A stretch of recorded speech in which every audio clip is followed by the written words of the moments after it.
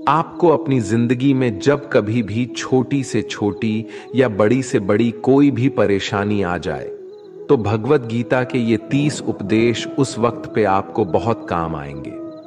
ये पवित्र विचार आपके लिए समझना और उसे अपने जीवन में अनुकरण करना बहुत ही आवश्यक है।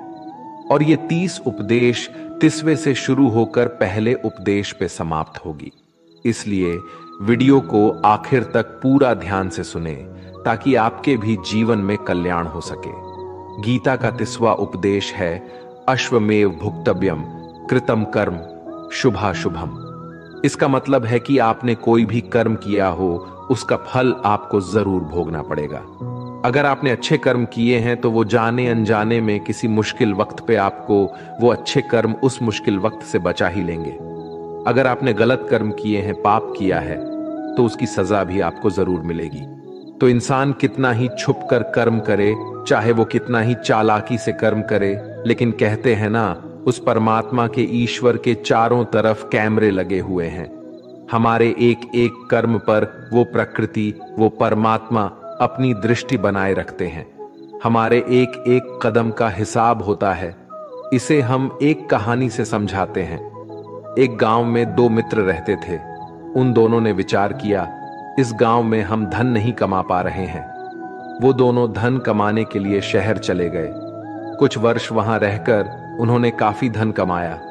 फिर सोचा कि अब हम अपने घर वापस चलते हैं और हमने अच्छा खासा धन कमा लिया है। उस समय पे यातायात की इतनी सुविधाएं नहीं होती थीं। वो अपने बैलों पर ही यात्रा कर रहे थे। चलते चलते मार्ग में रात हो गए तो उन्होंने विचार किया कि आज रात हम यहीं विश्राम करते हैं। एक मित्र ने कहा कि मैं यहां पर रहकर धन की रक्षा करता हूं, तुम बाजार जाकर भोजन की व्यवस्था कर लो। जब वो मित्र बाजार गया तो उसके मन में पाप आ गया। उसने सोचा कि इतना पैसा हमने कमा लिया है, अगर मैं इसको यही जंगल में मार दूं तो सारा पैसा मेरा हो जाएगा, नहीं तो मुझे इसका आधा धन इसको देना पड़ेगा। मन में ये खोट आने पर उसने अपने मित्र के खाने में जहर मिला दिया और जब वो खाना लेकर के अपने मित्र के पास गया, उसका मित्र वो जहर वाला खाना खाकर वहीं पर उसकी मृत्यु हो गई।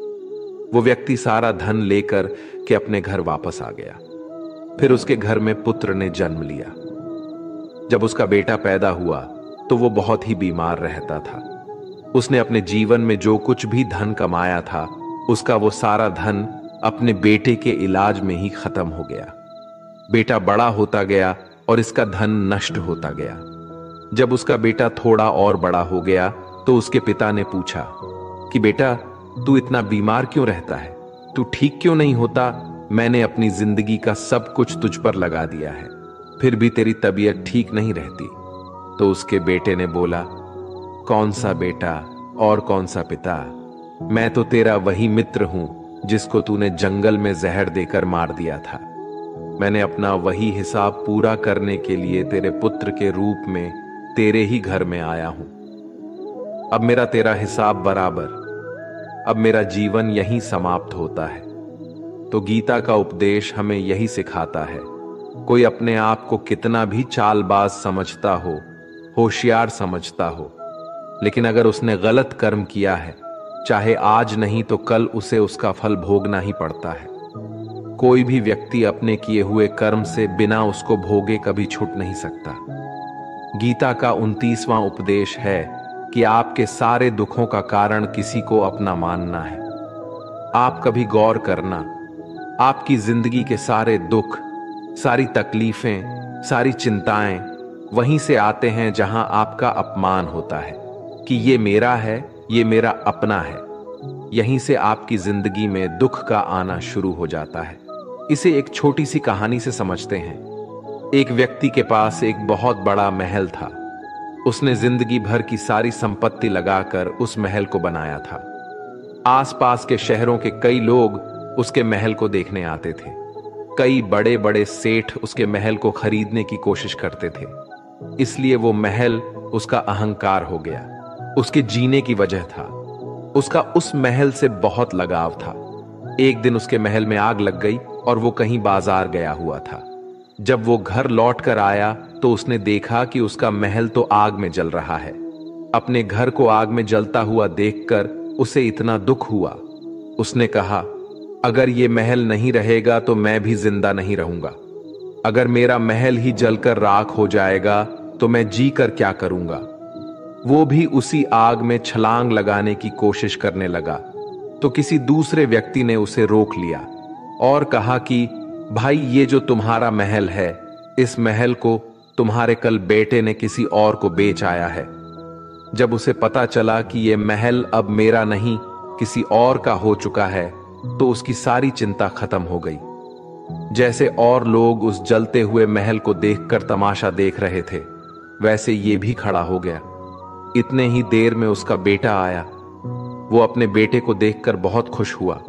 उसे आशीर्वाद देने लगा कि तेरे जैसा बेटा तो बहुत भाग्य वाले माता पिता को मिलता है।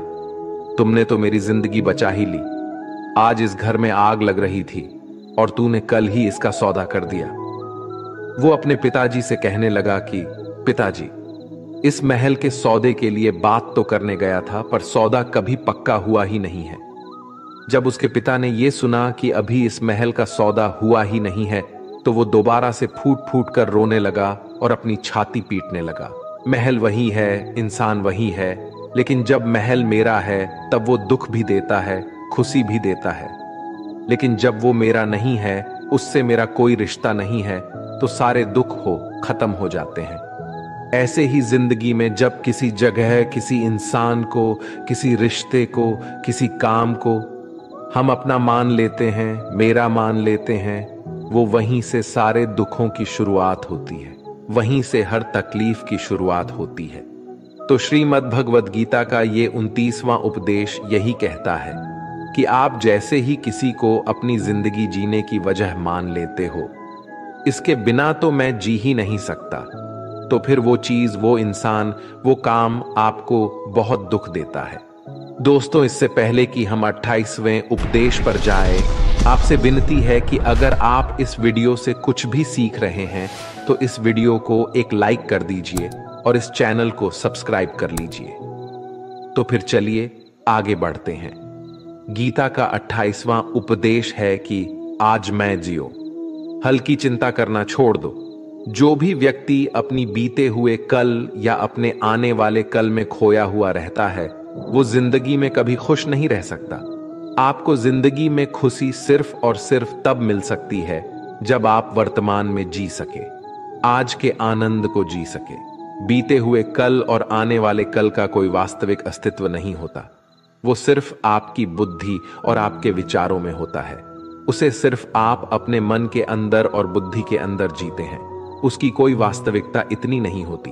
उसे सिर्फ आप अपने मन के अंदर और बुद्धि के अंदर जीते हैं। लेकिन जिससे आप वास्तविकता में जीते हैं, वो आपका आज होता है, वो आपका चल रहा पल होता है। अगर आप अपने मन और बुद्धि को अपने भूतकाल और भविष्य काल में अटका कर रखेंगे तो याद रखना, आप कभी खुश नहीं रह पाएंगे। और अगर जिंदगी में खुश रहना चाहते हैं तो आज में और इसी पल में जीना सीखें। गीता का 27वां उपदेश है कि जो आपके साथ अधर्म करे, पाप करे, गलत करे, उसे दंड जरूर देना चाहिए। अगर आप उसे सहते हैं तो वो आपके साथ और गलत करता रहेगा। अगर आप उसे सहते हैं तो उसके पाप में आप भी भागीदार हो जाएंगे। अर्जुन श्री कृष्ण से कहने लगे कि जिनसे मैं युद्ध करने जा रहा हूं, ये सब मेरे भाई हैं, मेरे गुरुजन हैं। मैं इनके सामने कैसे हथियार उठाऊं, इनको कैसे मारूं? तो भगवान श्री कृष्ण ने अर्जुन से कहा कि जिन्हें तुम अपना मानते हो वो सभी अधर्मी हैं, वो पाप के पक्ष में खड़े हैं, और अगर तुम इनका वध नहीं करोगे, युद्ध नहीं करोगे, तो समाज में और भी पाप बढ़ जाएंगे। क्योंकि जब कोई ऐसे पापियों को नहीं रोकता है तो ये और भी ज्यादा पाप करते हैं। ऐसे ही जब आपके साथ कोई गलत करता है, आपको चोट पहुंचाता है, दुख पहुंचाता है, और वही आप चुपचाप रहते हो, तो उससे सामने वाले का मनोबल बढ़ जाता है। वो आपको कमजोर समझने लगता है और आपके साथ गलत करने का वो अपना हक समझने लगता है। लेकिन जब आप उसके गलत व्यवहार को, उसके अधर्म को रोक लेते हैं, उसका विरोध करते हैं, तब वो अपनी सीमा में रहना सीख जाता है। और यही कलयुग है। अगर इस जमाने में आपको खुश रहना है तो आपको अपनी रक्षा खुद ही करनी होगी। कोई आपके साथ गलत करे तो उसको कभी नहीं सहना रहना चाहिए, बल्कि उसका सामना करना चाहिए। गीता का 26वां उपदेश है कि किसी से भी हद से ज्यादा मोह कभी नहीं करना चाहिए। जिससे भी आप सबसे ज्यादा मोह लगाओगे, देखना वो आपको अवश्य रुलाएगा। मोह की वजह से ही आप किसी के पीछे मरते रहते हैं। मोह की वजह से ही आपको कई बार अपमान भी सहना पड़ता है, और कई लोगों को मोह की वजह से ही अपना अपमान दिखता भी नहीं है कि सामने वाला मेरी इज्जत तक नहीं कर रहा और मैं इसके पीछे मरा जा रहा हूं। वो आपकी आंखों पे ऐसी पट्टी लगा देता है कि आपको सच और झूठ दिखाई ही नहीं देता। आपको किसी इंसान का चेहरा दिखाई नहीं देता। आप जो देखते हैं, जो सुनते हैं, उसी पर यकीन करने लगते हैं, फिर चाहे आपको कितना ही दर्द मिल रहा हो। अगर आप किसी इंसान को ठीक से समझना चाहते हैं, उसकी सच्चाइयों को जानना चाहते हैं, तो उसके लिए बहुत जरूरी है कि आप उसके मोह से जल्द बाहर आ जाएं। आपका मोह आपको दुख देता है। जिस दिन मोह खत्म, उस दिन आपको किसी भी रिश्ते से कोई दुख नहीं मिल सकता, क्योंकि आपको फिर कोई फर्क ही नहीं पड़ेगा। गीता का 25वां उपदेश यह है कि आप वो मत करो जो सभी करते हैं, बल्कि वो करो जो आपके लिए सही है। स्वधर्मम निधनम श्रेय भारत धर्मो भयावह। श्री कृष्ण ने अर्जुन से कहा कि एक जो तेरा कर्तव्य है, जो तेरे लिए सही है, जो तुझे करना चाहिए वो कर तू। कभी भी वो काम मत कर जो दुनिया कर रही है। क्योंकि अर्जुन श्री कृष्ण से कहने लगा कि ऐसे भयंकर युद्ध में पढ़ने से अच्छा है कि मैं सन्यासी बन जाऊं। तो श्री कृष्ण ने अर्जुन से कहा कि सन्यासी बनना तेरा कर्म नहीं है, तेरा धर्म नहीं है, क्षत्रिय है तू। कर्म और तेरा धर्म यही है कि तू अधर्म का नाश कर, धर्म की रक्षा कर। ऐसे ही हर इंसान का एक अलग कर्तव्य होता है, एक अलग ही मार्ग होता है। तो कभी भी उस मार्ग पर मत जाना जहां सारी भीड़ जा रही हो। कभी भी वो काम मत करो जो दुनिया करती है, कि आजकल का ये ट्रेंड हो गया है, ये फैशन हो गया है, सब करते हैं इसलिए हम भी कर रहे हैं। सारी भीड़ यही काम कर रही है इसलिए हम भी कर रहे हैं। अगर आप वो करोगे जो भीड़ कर रही है, तो आप भी उसी भीड़ में कहीं खो जाओगे। लेकिन वही अगर आप वो करोगे जो आपके लिए सही है, जो आपकी प्रतिभा है, तो दुनिया की सारी भीड़ में भी आप सबसे अलग नजर आओगे। गीता का 24वां उपदेश है कि जिंदगी में धोखा अपने ही देते हैं, क्योंकि उनको आपकी कमजोरियों का पता होता है। बाहर वाला आपको धोखा नहीं दे सकता, क्योंकि उसको आपके बारे में पता ही नहीं है कि आपको चोट कहां पहुंचानी है। लेकिन जो आपका अपना है, आपका खास है, उसे बहुत गहराइयों से पता होता है कि इसकी कमजोरी क्या है। ऐसा क्या करें जिससे इसको दर्द पहुंचाया जा सके, जिससे इसको हम नीचा दिखा सकते हैं, इसको चोट पहुंचा सकते हैं। ये कलयुग है, इसमें बाहर वालों से नहीं, जो हमारे अपने हैं ना, उनसे ही सावधान रहना होता है। महाभारत का युद्ध दो अलग अलग राज्यों में नहीं हुआ था, बल्कि एक ही परिवार के भाइयों में हुआ था। सभी आपस में एक ही वंश के लोग थे। कितनी बार दुर्योधन ने जहर देकर भीम को मारना चाहा। न जाने कितनी बार दुर्योधन ने पांडवों को जान से मारने की कोशिश की। वो उसका कोई पराया नहीं था, बल्कि उसका भाई था। सारी लड़ाइयां घर के अंदर ही होती हैं। बाहर कौन लड़ेगा? हमसे घर में ही सारे झगड़े होते हैं। तो आपको चोट सिर्फ वही लोग पहुंचा सकते हैं जो आपके अपने हैं। आपको धोखा सिर्फ वही लोग दे सकते हैं जो आपके अपने हैं। गीता का 23वां उपदेश है, जो इंसान अपनी रक्षा खुद नहीं कर सकता, उसकी रक्षा भगवान भी नहीं कर सकते। श्री कृष्ण अर्जुन से कहते हैं कि तस्मात् सर्वेषु कालेषु मामनुस्मर युद्ध च, यानी कि हे अर्जुन, तू हर काल में मेरा स्मरण करते रहना और युद्ध भी करते रहना। तो अर्जुन ने श्री कृष्ण से पूछा कि ये युद्ध तो कुछ ही दिनों में समाप्त हो जाएगा, लेकिन आप कह रहे हैं कि तू हमेशा मेरा स्मरण करते रहना और युद्ध करते रहना। हमेशा युद्ध करने का क्या मतलब है? तो श्री कृष्ण ने अर्जुन से कहा कि ये जिंदगी ही रणभूमि है। इस जीवन में सुख दुख आते ही रहेंगे और तुझे उनका डट के मुकाबला करना है। श्री कृष्ण ने यह नहीं कहा कि तू चुप करके बैठ जाना और मैं लड़ाई करूंगा। बहुत गहराई है गीता के ज्ञान में। हमारे जीवन की डोर भी संभाल के ईश्वर बैठे हुए हैं, लेकिन युद्ध हमें ही करना है। ईश्वर को याद करना है कि हे ईश्वर, मुझे शक्ति देना, मुझे समझ देना, मुझे बुद्धि देना, ताकि मैं अपनी जिंदगी की सारी लड़ाइयां जीत सकूं, मैं जिंदगी में सही मार्ग पर चल सकूं। लेकिन आपको अपनी लड़ाई खुद ही लड़नी पड़ती है। जो लोग ये कहते हैं कि हम कुछ नहीं करेंगे, सभी ईश्वर करेंगे, तो कहते हैं कि आलसी इंसान को देखकर तो भगवान भी घबरा जाता है। ये कुछ नहीं करेगा। भगवान ने बुद्धि दी है, समझ दी है। ईश्वर आपको प्रेरणा देते हैं, शक्ति देते हैं, लेकिन आपको अपनी रक्षा स्वयं ही करनी पड़ेगी। गीता का 22वां उपदेश है कि कोई भी ऐसी गंदी आदत खुद को मत लगने देना जो आपकी जिंदगी को बर्बाद कर दे। कहीं ना कहीं महाभारत का यह युद्ध एक जुआ की आदत की वजह से ही शुरू हुआ था। सारा खेल वहीं से शुरू हुआ था। एक ऐसी जुआ की लत जहां युधिष्ठिर ने अपने भाइयों को दांव पर लगा दिया, अपनी पत्नी को दांव पर लगा दिया, ऐसा जितने का नशा की अपना सब कुछ गंवा दिया। ऐसे ही हम भी अपनी जिंदगी में जब कोई ऐसी गंदी आदत लगा देते हैं, चाहे वो कोई भी हो, चाहे वो नशे की हो, मोबाइल की हो, किसी इंसान की हो, कोई गलत काम करने की हो, कोई भी गलत आदत जो आपको बर्बाद कर सकती है, अगर आप उसको नहीं छोड़ेंगे तो आपका सब कुछ खत्म हो जाएगा। इससे पहले कि आपकी आदत आपको खत्म कर दे, आप अपनी गलत आदतों को खत्म कर दीजिए।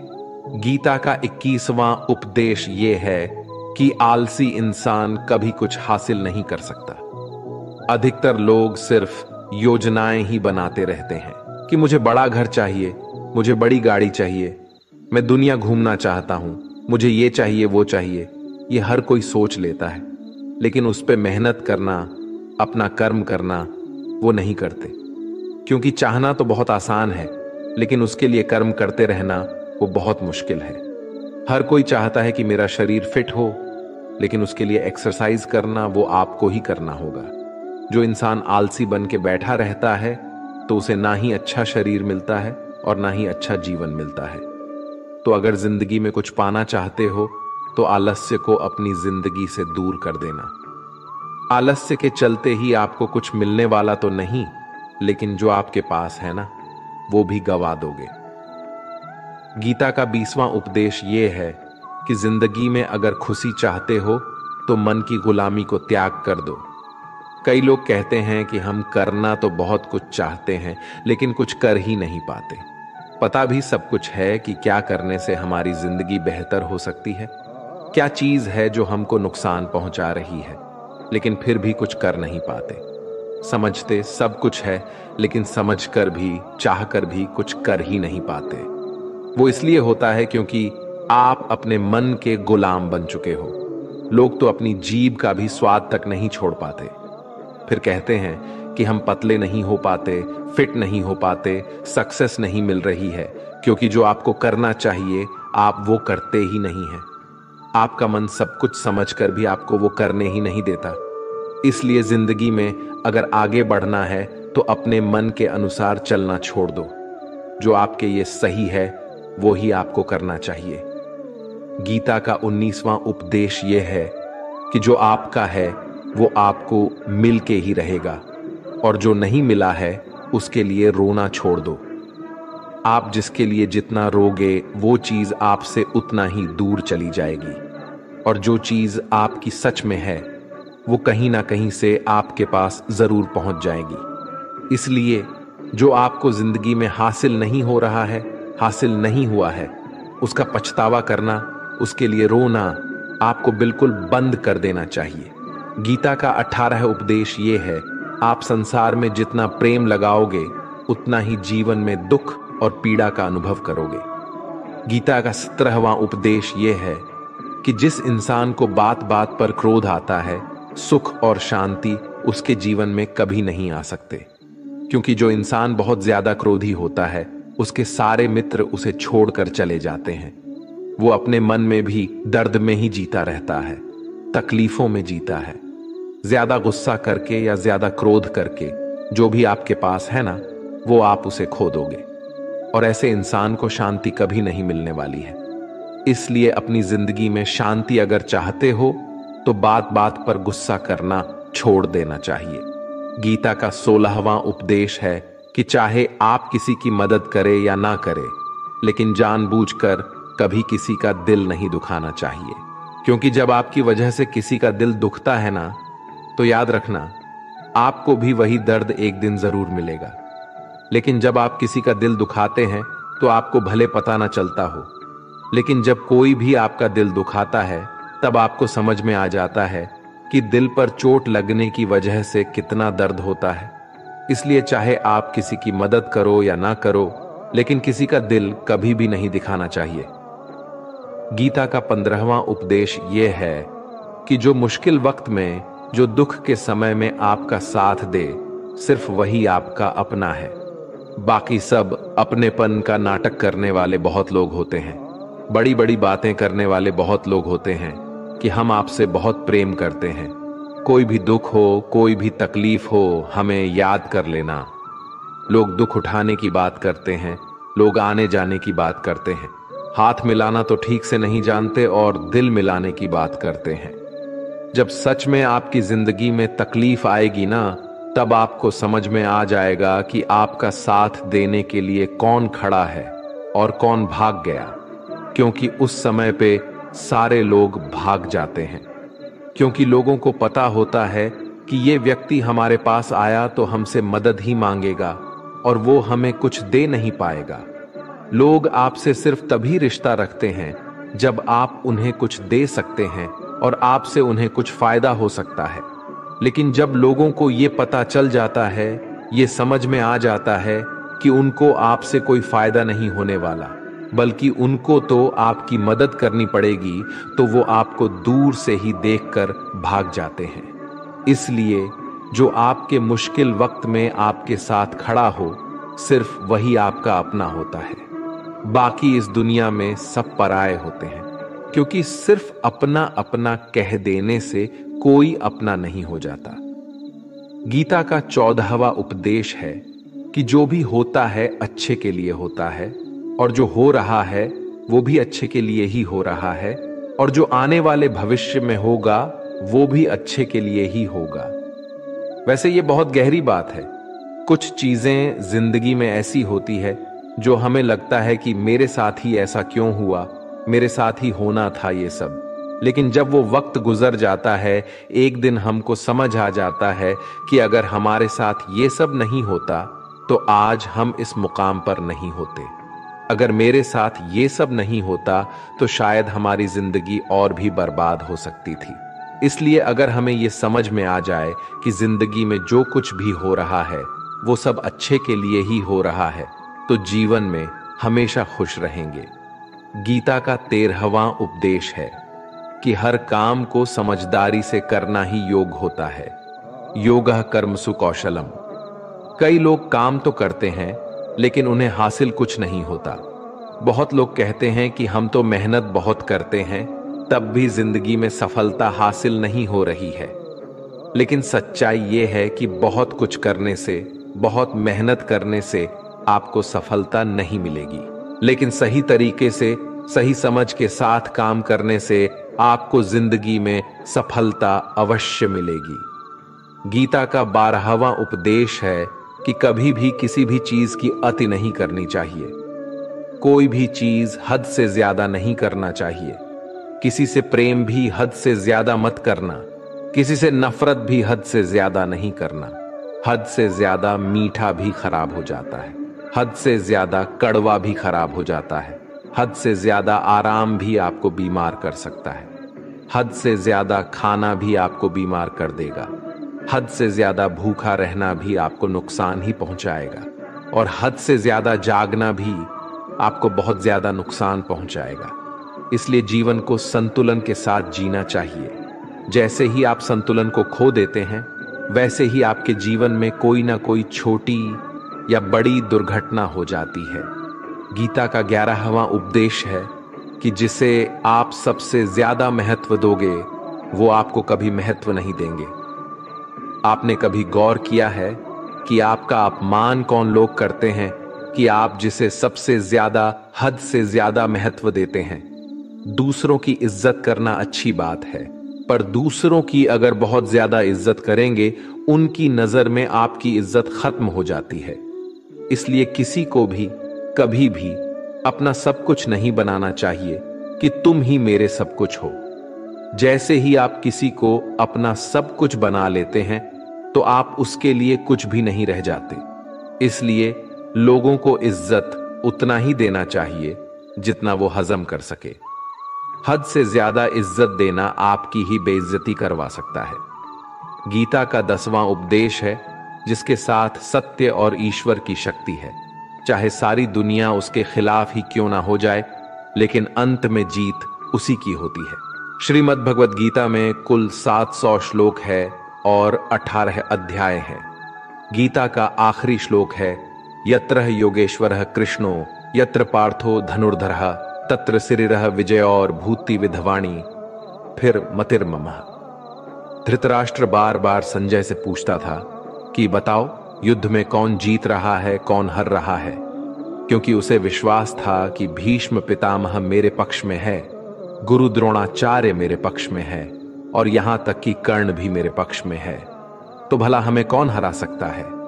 लेकिन संजय ने धृतराष्ट्र को कहा कि जहां ईश्वर है वहीं पर सकते हैं और हमेशा वहीं जीत होती है। चाहे आपके पास कितनी भी शक्ति क्यों ना हो, लेकिन सत्य और ईश्वर जिसके लिए खड़े हो जाए, उसे दुनिया में कोई भी नहीं हरा सकता। गीता का 9वां उपदेश है कि किसी पर भी आंखें बंद करके भरोसा नहीं करना चाहिए। जैसे महाभारत की कथा में दुर्योधन ने कितनी बार षड्यंत्र करके पांडवों को मारने की कोशिश की, आग में जलाने की कोशिश की, पर वो धर्म पर चलने वाले लोग बार बार उसकी बातों में आ गए।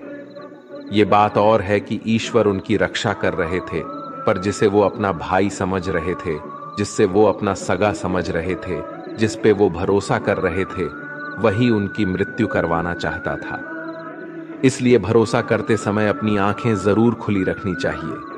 गीता का 8वां उपदेश है कि जीवन में वैसे तो लड़ाई झगड़े से बचना चाहिए, लेकिन जब बात आपके चरित्र, सम्मान और अधिकार की हो, तो लड़ना भी चाहिए।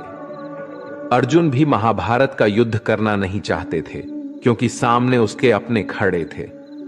लेकिन श्री कृष्ण ने उन्हें उपदेश दिया कि यहां पर बात लड़ाई की नहीं है, तेरे सम्मान की है, तेरे चरित्र की है, तेरे अधिकार की है।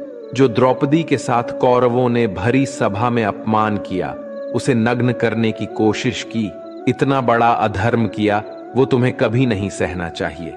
इसलिए बात जब आपके चरित्र पर आ जाए, आपके सम्मान पे आ जाए, तो चाहे वो अपना ही क्यों ना हो, आपको उसके साथ अवश्य ही लड़ना चाहिए।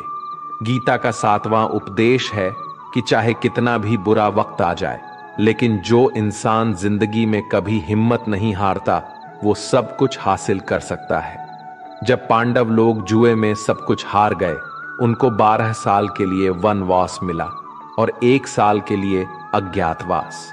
वो भिक्षा मांग के अपनी जिंदगी को पालते थे, भयानक जानवरों के बीच जंगलों में भटकते रहते थे। लेकिन इतना मुश्किल वक्त झेलने के बाद भी आखिर में विजय उन्हीं की हुई, क्योंकि उन्होंने अपने अंदर कभी हिम्मत नहीं खोई। ऐसे ही आपकी जिंदगी में कितना ही मुश्किल वक्त क्यों ना आ जाए, लेकिन आपके अंदर अगर हिम्मत है तो जीत आपकी अवश्य होगी। गीता का 6ठा उपदेश है कि जो किसी और का है, उस पर कभी अधिकार अपना नहीं जमाना चाहिए, कभी कब्जा नहीं करना चाहिए।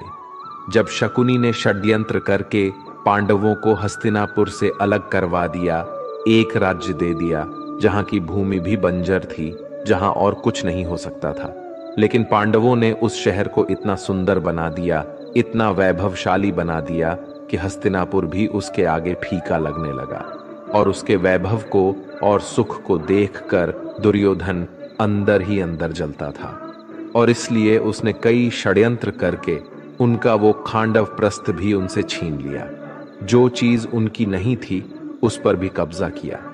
तो उसका आखिर में परिणाम यही हुआ कि जो चीज उनके पास थी वो भी उसके पास नहीं रही, उसे गंवाना पड़ गया। इसीलिए जो आपका नहीं है कभी उस पर अधिकार नहीं जमाना चाहिए।